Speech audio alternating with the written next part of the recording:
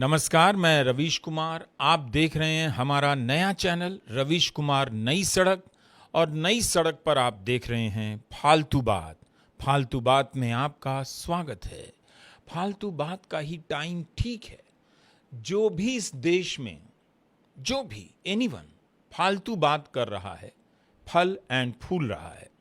अब देखिए, traffic jam तो कभी दूर नहीं होगा, कहीं दूर भी नहीं हुआ।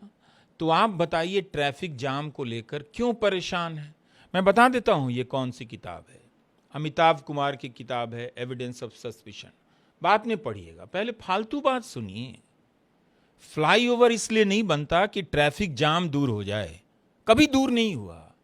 इसलिए बनता है फ्लाईओवर कि ठेकेदार को कुछ काम मिल जाए और बाकी लोगों को सारा हिस्सा। इसलिए जहां भी फ्लाईओवर बनता जा रहा है, उसके बाद अगला फ्लाईओवर लॉन्च हो जाता है, उसके बाद एक और फ्लाईओवर लॉन्च हो जाता है। मगर जाम है कि स्थायी भाव की तरह जाम है। जाम दूर नहीं होता है। आज अगर यह जाम नहीं होता, सोचिए, तो आपके रोज कम से कम 2 घंटे बच जाते। कभी सोचा है अगर ये 2 घंटे बच जाते तो आप क्या करते? सरकार को पता है समय बचेगा तो आप बेचैन हो जाएंगे, फालतू के इधर उधर घूमेंगे। इसलिए सरकार आपको दफ्तर के बाद ट्रैफिक जाम में रखना चाहती है। आपके पास ज्यादा समय नहीं है, यह हमेशा लगता रहे। इसलिए हर वक्त कहीं ना कहीं शहर में जाम लगा रहता है। ट्रैफिक जाम को अगर आप एफएम रेडियो के मार्केट की नजर से देखेंगे तो जाम से प्यार हो जाएगा। अगर जाम ना हो तो एफएम का बाजार बंद हो जाएगा। घर बैठा आदमी इंस्टाग्राम स्क्रॉल करने लग जाएगा, एफएम तो नहीं सुनेगा। आप ही बताइए, लोग एफएम कहाँ सुनते हैं? वेयर? छत पर ज्यादा सुनते हैं या जाम में सुनते हैं? 10 मिनट में अगर आप घर पहुंच जाएंगे तो एफएम का कारोबार बंद नहीं हो जाएगा। लेकिन इसमें फालतू बात क्या है? फालतू बात है ट्रैफिक जाम बढ़ रहा है, यानी एफएम का मार्केट बढ़ रहा है। पिछले साल मोदी सरकार ने चुनाव जीतने के बाद 730 प्राइवेट एफएम चैनलों को मंजूरी दी। 730 एफएम चैनलों के लाइसेंस दिए जाने की हेडलाइन छप गई। पहले से 388 चैनल थे। मुझे पता नहीं कि एक साल में 730 एफएम चैनलों के लाइसेंस बंटे हैं या नहीं। आप ही बताइए, पता है तो। क्या भारत में इस तरह से 1000 से ज्यादा एफएम चैनल बन गए, रेडियो चैनल? इस एक साल में कितने नए चैनल खुले? चलिए फालतू बात करते हैं।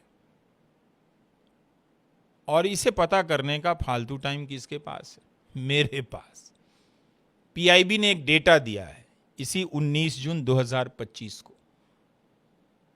कितना हंगामा चल रहा था, ईरान, इस्राइल, लेकिन उसी बीच अपना पीआईबी रेडियो एफएम का डेटा दे रहा है। क्या लिखता है सुनिए तो। 31 दिसंबर 2024 तक एफएम चैनलों की संख्या 388 थी। ठीक इसी में यह भी लिखा है 31 मार्च 2025 तक भारत में प्राइवेट एफएम चैनलों की संख्या 388 ही है। अब इसमें फालतू क्या है? यानी 730 एफएम चैनलों के लिए जो मंजूरी दी गई थी, क्या उसमें से किसी ने भी लाइसेंस नहीं लिया या कोई चैनल शुरू नहीं हुआ? मुझे तो लगता है कि 730 चैनलों को मंजूरी देने के बाद लगता है कि इस साल अगस्त में मोदी सरकार हर कार के लिए अलग से एक प्राइवेट एफएम चैनल का लाइसेंस देगी और कैबिनेट का फैसला भी छप जाएगा अखबार में। घर तो पहुंचना नहीं है किसी को, जाम में ही रहना है, घंटे, 2 घंटे, 2.5 घंटे तो एफएम सुनते रहिए। जितने भी जाम में रेडियो सुन रहे हैं, उन्हें मन की बात का सदका लेना ही पड़ता होगा।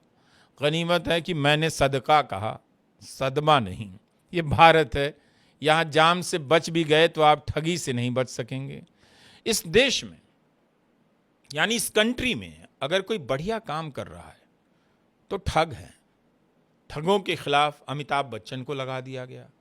उनका काम नहीं था, आवाज थी, लगा दिया गया। बोल दीजिए, आदमी जितना ठगों से परेशान नहीं था, उससे ज्यादा परेशान अमिताभ बच्चन की आवाज से हो गया।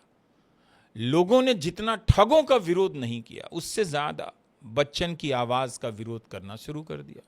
फोन लगाने पर उनकी भारी सी आवाज गूंजने लग जाती थी। हर दिन 6000 लोगों को साइबर फ्रॉड ठग लेते हैं। अरे भाई, जोड़कर बताइए, एक साल में 22 लाख लोगों के साथ साइबर फ्रॉड हो रहा है। बस इतने ही लोग ठगे जा रहे हैं, ये तो काफी कम है। 140 करोड़ लोगों ने प्रधानमंत्री मोदी को आशीर्वाद दिया है, ब्लेसिंग। खुद प्रधानमंत्री मोदी बताते नहीं थकते। उनके सामने आप ही बताइए, एक साल में 22 लाख लोगों के साथ साइबर फ्रॉड हो गया, यह कोई बड़ी संख्या है? ये तो बहुत कम है, ज्यादा तो है नहीं। तब फिर इसके लिए अमिताभ बच्चन की आवाज को क्यों झेलना पड़े लोगों को? लोगों ने ठीक विरोध किया। अच्छा हुआ अब फोन करने पर सुनाई नहीं देता है। अखबार में क्या क्या छपता रहता है कि साइबर फ्रॉड से एक साल में 33,000 करोड़ की कमाई की चपत लग गई। ये सब ज्यादा नहीं बताना चाहिए। पता चला कि लड़के पढ़ाई छोड़कर साइबर फ्रॉड के काम में लग गए हैं। फालतू बात है। पढ़ाई पूरी करने के बाद भी बहुत से लोग साइबर फ्रॉड में लग रहे हैं। और क्यों नहीं करना चाहिए ये काम? जब अमेरिका के राष्ट्रपति ट्रंप सेंट बेच सकते हैं, तो भारत के पढ़े लिखे युवा नौकरी नहीं मिलने पर साइबर ठगी का काम क्यों नहीं कर सकते? टेल मी, बताइए अभी। नाउ ट्रंप से पहले नेता होते थे, वो देश बेच देते थे। ट्रंप बहुत अच्छे हैं, देशवासियों को सेंट बेच रहे हैं। असल में भारत के नेताओं की कोई गलती नहीं है, उन्हें शक्तिवर्धन चूर्ण बेचने का ही मालूम है। सेंट भी बेच सकते हैं, ये तो पता नहीं, अब पता चला है। फालतू में लोग ज्ञान झाड़ रहे हैं कि ट्रंप साहब सेंट बेच रहे हैं। ऐसा राष्ट्रपति बताइए आपको कहाँ मिलेगा जो आपके शरीर के गंध की चिंता करता हो।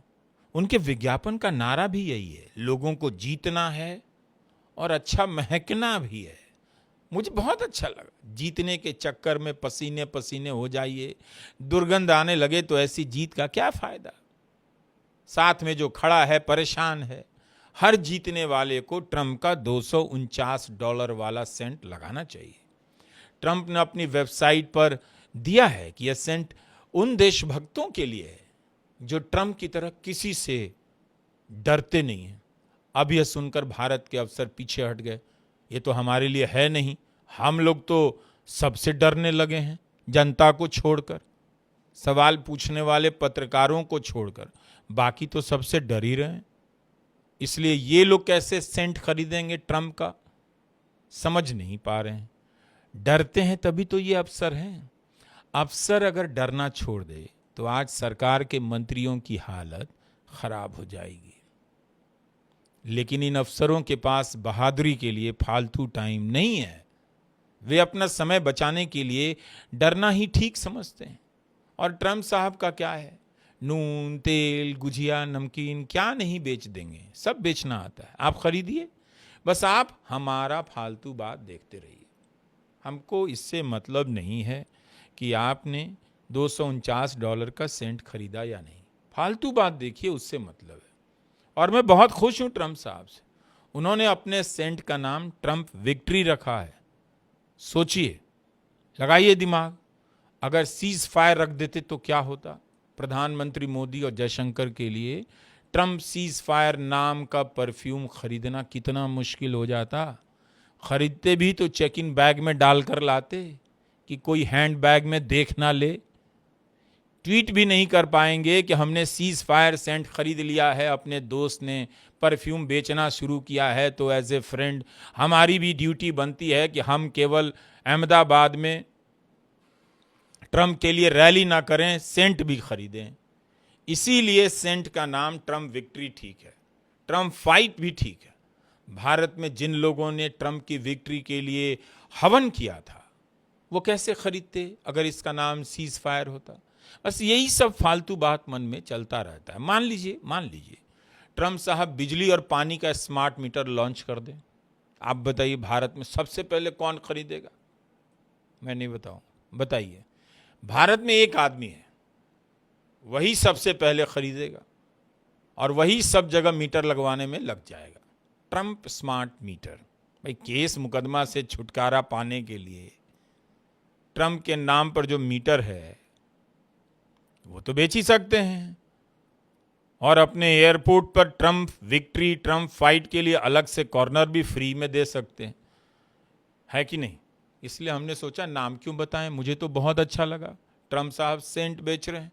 जिस भी राष्ट्रपति का ध्यान परफ्यूम बेचने पर होगा उसका मन युद्ध में ज्यादा नहीं लगेगा, ये बात फैक्ट है। यही सब फालतू बात है। प्रधानमंत्री मोदी को कौन दे रहा है इतना अवार्ड? जिस भी देश में जाते हैं अवार्ड दे दिया जाता है। हम नहीं कह रहे हैं कि अवार्ड देने के लिए कहा जाता होगा आ रहे हैं तो दीजिए, नहीं तो नहीं आएंगे, लेकिन इतना अवार्ड मिल रहा है उस पर कह रहे हैं कि ऐसा ना हो कि अगली बार कोई देश अवार्ड देने से मना कर दे, कहे कि हमारे पास तो है नहीं देने के लिए, तो प्रधानमंत्री मोदी विदेश यात्रा पर ही ना जाएं। फालतू बात है, एकदम फालतू बात है। फालतू बात ही तो नेशनल बात है। जो लोग मेरे नाम पर एआई चैनल बनाकर आप लोगों को भरमा रहे हैं यूट्यूब में, वो बहुत फालतू काम कर रहे हैं। उन्हें मेरे नाम पर एआई चैनल नहीं बनाना चाहिए। क्या करना चाहिए? सबसे पहले उठते ही रवीश कुमार ऑफिशियल, जो मेरा बड़ा चैनल है जिसके 13.5 मिलियन से ज़्यादा सब्सक्राइबर हैं, उस पर नया वीडियो देखना चाहिए। उसके बाद रवीश कुमार नई सड़क पर आकर फालतू बात देखना चाहिए। फालतू बात देखेंगे, जीवन में तरक्की करेंगे। नमस्कार, मैं रवीश कुमार।